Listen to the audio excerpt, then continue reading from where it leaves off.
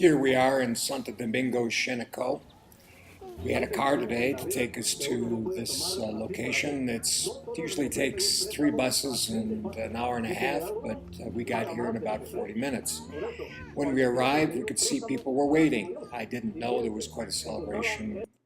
The mothers and fathers were here, all in their finest clothes, and the kids as well. Nora was here to welcome us. She's the director of our program. I learned then that this was Family Day and that the kids were going to make some little presentations to us, a little program. Here you see the backdrop of the stage that they put up. It shows the 3 volcanoes surrounding the city.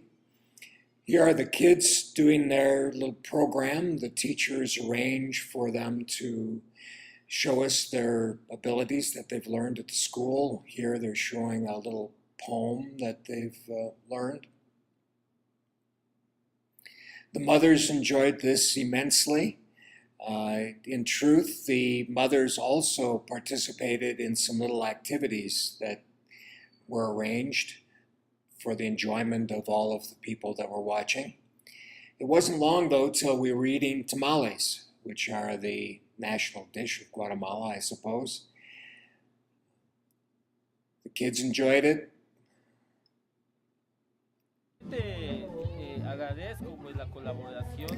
I then started speaking with some of the parents. This man told me that he was very appreciative of what we were doing there. He said that his child was getting an early start on being prepared for school, and he hoped that God would bless us for the activities that we would have created there with the teacher. Para éxito en la primer grado? This man told me he had 8 children, that the oldest was in Básico, which is like the secondary school, and he was happy that this child was going to get well prepared to start school. The next person I talked to was a teacher, had a child at the school, but she also taught at a community not too far away that we happen to have a relationship with as well. She talked about that location as well as Santo Domingo Xenecoj and how appreciative she was to have people that were helping develop the preschools around Guatemala that have made a lot of difference to the kids. She's a first grade teacher, by the way, and she should know. Then I asked the man I spoke to earlier whether he wanted to see some visitors there, and then I jokingly said, could they stay in your house if they came?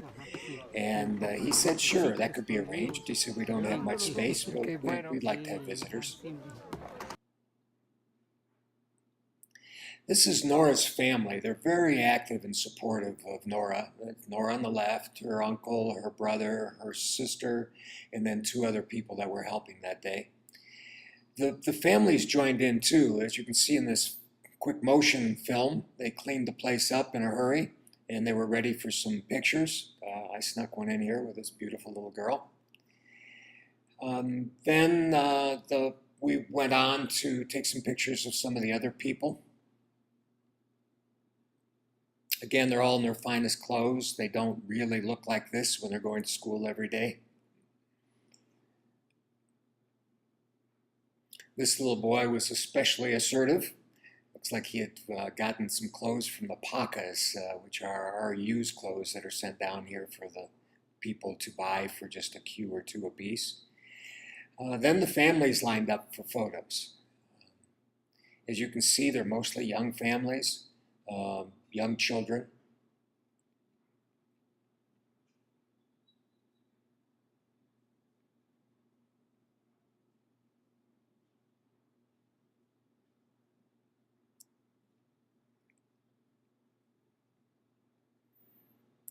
The mothers all join in and help on these occasions, and also they cook food at the school for Refracción. Very participative. On the left there is Sage McGee. She's a volunteer here, and in the middle, of course, is Nora.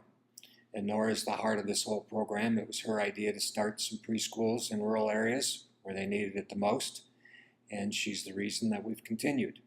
She's becoming a very strong director of the program now.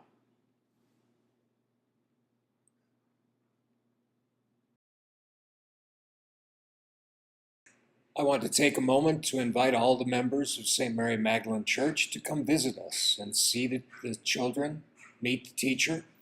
I would glad to be your host while you're in Guatemala and make some arrangements for you to have a comfortable stay.